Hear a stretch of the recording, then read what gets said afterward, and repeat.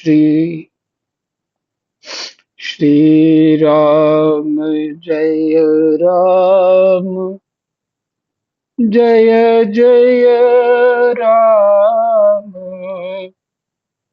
श्री राम जय राम जय जय राम राधे श्याम राधे श्याम जय जय राधे श्याम श्री राम। श्री गणेशाय नमः। श्री सीतारामाभ्यां नमः। श्री हनुमते नमः। श्री उमापते नमः। श्री गुरुवे नमः। सब संतन की जय जय। जय जय सीताराम राधे श्याम।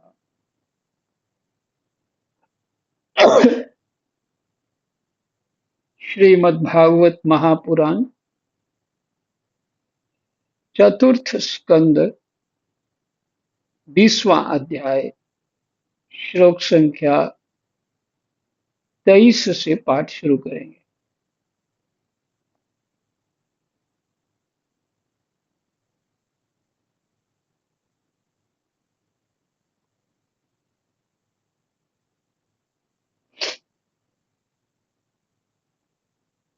भगवान जो है महाराज पृथु को प्रशंसा कर रहे हैं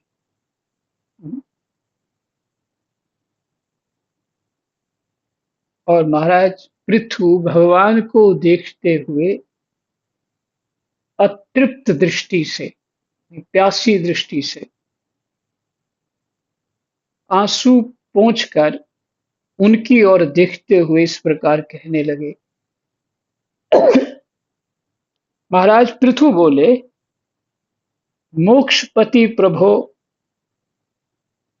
आप वर देने वाले ब्रह्मादि देवताओं को भी वर देने में समर्थ हैं। कोई भी बुद्धिमान पुरुष आपसे देहाभिमानियों के भोगने योग्य विषयों को कैसे मांग सकता है? कोई भी बुद्धिमान पुरुष आपसे देहाभिमानियों के भोगने योग्य विषयों को कैसे मांग सकता है?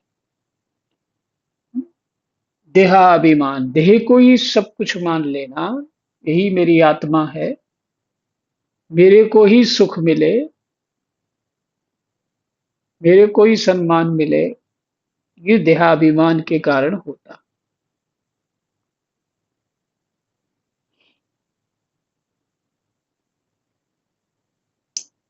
उनको जो इच्छाएं होती हैं, ऐसे विषयों को बुद्धिमान पुरुष नहीं मांगता।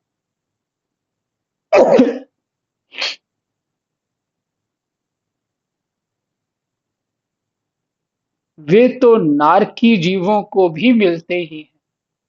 नरक में रहने वाले जीवों को भी सुख दुख मिलते हैं।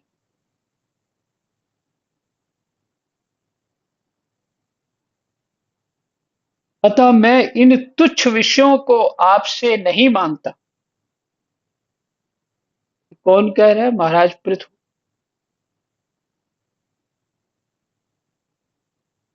मुझे तो उस मोक्ष पद की भी इच्छा नहीं है जिससे महापुरुषों के हृदय से, उनके मुख द्वारा निकला हुआ आपके चरण कमलों का मकरंद नहीं है।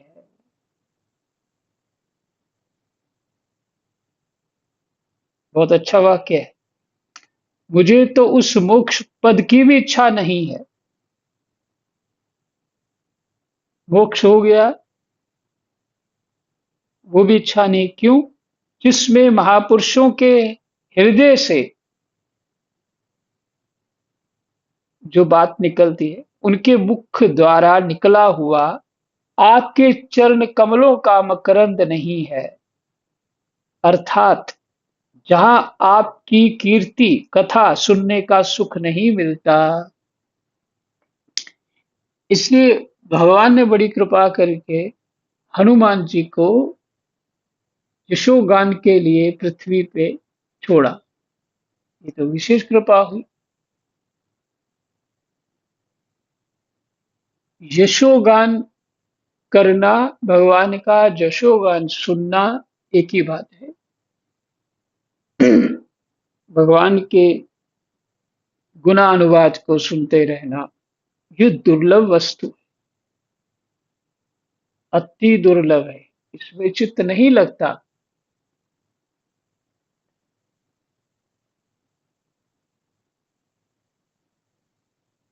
जिनका चित्त लगता है, ये तो भगवान की ही कृपा।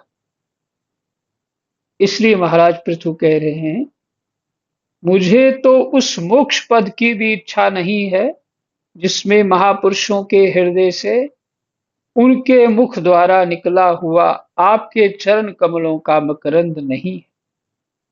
भगवान के चरण कमलों का मकरंद, फिर से आपको पुष्टि हो जाएगी। ये क्या है? जहां आप, ये है आपकी कीर्ति कथा, ये मकरंद है। इसलिए मेरी तो यही प्रार्थना है कि आप मुझे 10,000 कान दे दीजिए, जिनमें मैं आपके लीला गुणों को सुनता ही रहूं। पुण्य कीर्ति प्रभो, आपके चरण कमल मकरंद रूपी अमृत कणों को लेकर महापुरुषों के मुख से जो वायु निकलती है, वही आपके चरण कमल मकरंद क्या है? आपकी कीर्ति। अमृत कणों को लेकर महापुरुषों के मुख से जो वायु निकलती है, उसी में इतनी शक्ति होती है कि वह तत्व को भूले हुए हम कुयोगियों को पुनः तत्व ज्ञान करा देते हैं।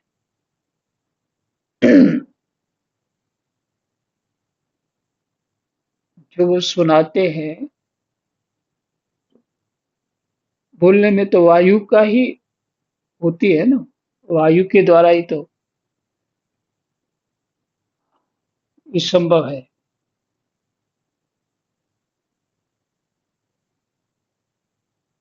तो हम कौन है? महाराज पृथु कहते हैं, वह तत्व को भूले हुए हम कुयोगियों को,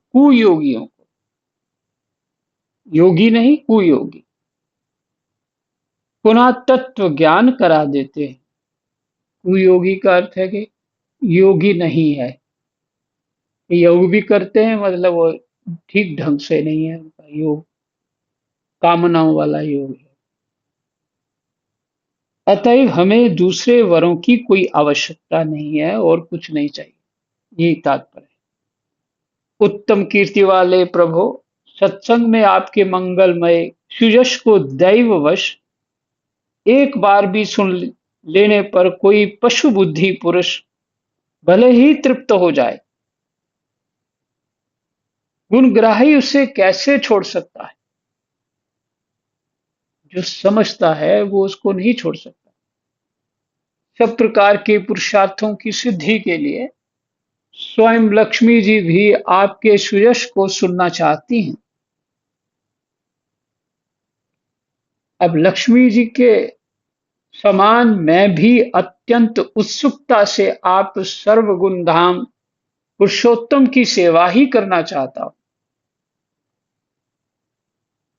किंतु ऐसा ना हो कि एक ही पति की सेवा प्राप्त करने की होड़ होने के कारण आपके चरणों में ही मन को एकाग्र करने वाले हम दोनों में कलह छिड़ जाए। पति का अर्थ है स्वामी, यहाँ जैसे राष्ट्रपति।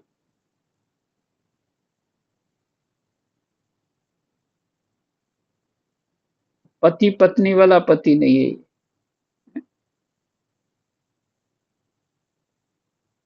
जगदीश्वर जगजननी लक्ष्मी जी के हृदय में मेरे प्रति विरोध भाव होने की संभावना तो है ही, क्योंकि जिस आपके सेवा कार्य में उनका अनुराग है, उसी के लिए मैं भी ललायत हूं। किंतु आप दीनों पर दया करते हैं, उनके तुच्छ कर्मों को भी बहुत करके मानते हैं। थोड़ा सा आपको कोई अपने भाव से सेवा भाव करता है, कहते उसको भी बहुत मानते हैं। इसलिए मुझे आशा है कि हमारे झगड़े में भी आप मेरा ही पक्ष लेंगे।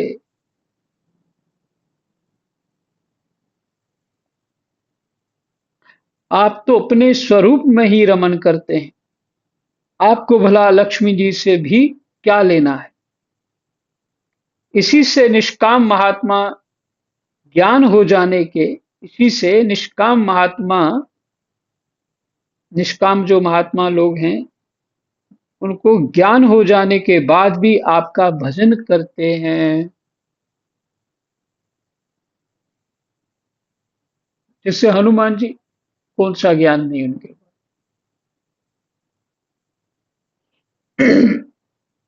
आप में माया के कार्य अहंकार आदि का सर्वथा अभाव है।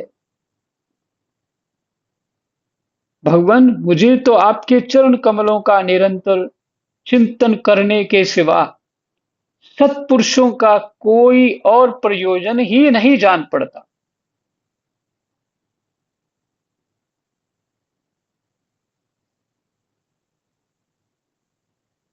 आपके चरण कमलों का निरंतर चिंतन करने के सिवा सत्पुरुषों का कोई और प्रयोजन ही नहीं जान पड़ता।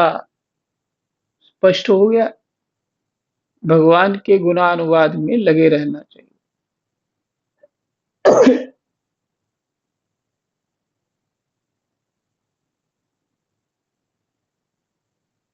जिन्होंने भगवान को पा चुके हैं, वो भी तो यही कर रहे हैं, भजन ही कर रहे हैं, भगवान के गुणानुवाद में लगे।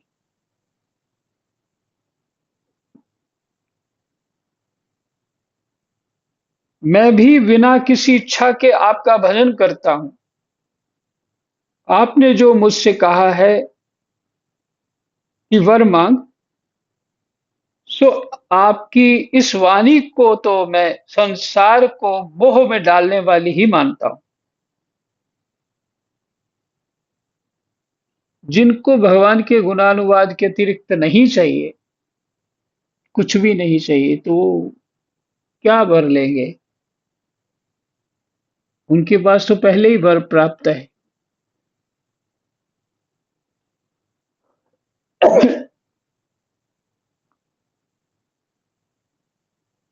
ये आपकी वाणी संसार को मोह में डालने वाली ही मानता हूं।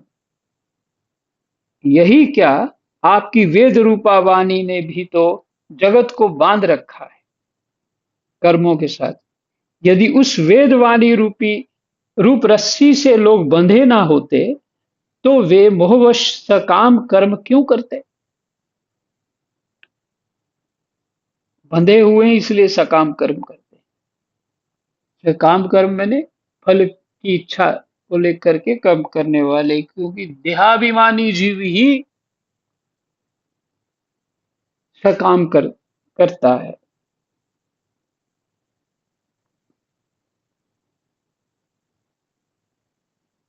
प्रभु, आपकी माया से ही मनुष्य अपने वास्तविक स्वरूप आपसे विमुख होकर अज्ञानवश अन्य स्त्री पुत्र आदि की इच्छा करता है। फिर भी जिस प्रकार पिता पुत्र की प्रार्थना की अपेक्षा न रखकर अपने आप ही पुत्र का कल्याण करता है, उसी प्रकार आप भी हमारी इच्छा की अपेक्षा न करके हमारे हित के लिए स्वयं ही प्रयत्न करें, जैसे पिता पुत्र के लिए करता है। ये अपेक्षा नहीं करते पिता के, मेरा पुत्र कहेगा मेरा कल्याण करो या कोई सेवा करो, मेरी सुरक्षा करो। पिता स्वयं करते। ऐसे ही आप हमारी हमारे कल्याण के लिए, हित के लिए स्वयं ही प्रयत्न करें। श्री मैत्रेय जी कहते हैं, आदिराज पृथु के इस प्रकार स्तुति करने पर सर्वसाक्षी श्री हरि ने उनसे कहा, राजन, तुम्हारी मुझ में भक्ति हो, बड़े सौभाग्य की बात है कि तुम्हारा चित्त इस प्रकार मुझ में लगा हुआ है। ऐसा होने पर तो पुरुष सहज में ही मेरी उस माया को पार कर लेता है, जिसको छोड़ना या जिसके बंधन से छूटना अत्यंत कठिन है। अब तुम सावधानी से मेरी आज्ञा का पालन करते रहो। प्रजापालक नरेश, जो पुरुष मेरी आज्ञा का पालन करता है, उसका सर्वत्र मंगल होता है। श्री मैत्रेय जी कहते हैं, विदुर जी, इस प्रकार भगवान ने राजर्षि पृथु के सार गर्भित वचनों का आदर किया। फिर पृथु ने उनकी पूजा की और प्रभु उन पर सब प्रकार कृपा कर वहां से चलने को तैयार हुए। महाराज पृथु ने वहां जो देवता, ऋषि, पितर, गंधर्व, सिद्ध, चारण, नाग, किन्नर, अप्सरा, मनुष्य और पक्षी आदि अनेक प्रकार के प्राणी एवं भगवान के पार्षद आए थे, उन सभी का भगवत बुद्धि से भक्ति पूर्वक वाणी और धन के द्वारा हाथ जोड़कर पूजन किया। इसके बाद वे सब अपने अपने स्थानों को चले गए। भगवान अच्युत भी राजा पृथु एवं उनके पुरोहितों का चित्त चुराते हुए अपने धाम को सिधारे। तदनंतर अपना स्वरूप दिखाकर अंतर्धान हुए अव्यक्त स्वरूप देवादिदेव भगवान को नमस्कार करके राजा पृथु भी अपनी राजधानी में चले गए। हमारा 20वां अध्याय विश्राम।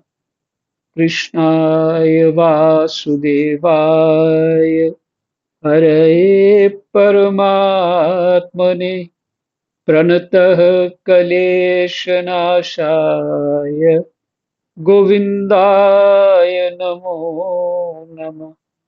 जय जय।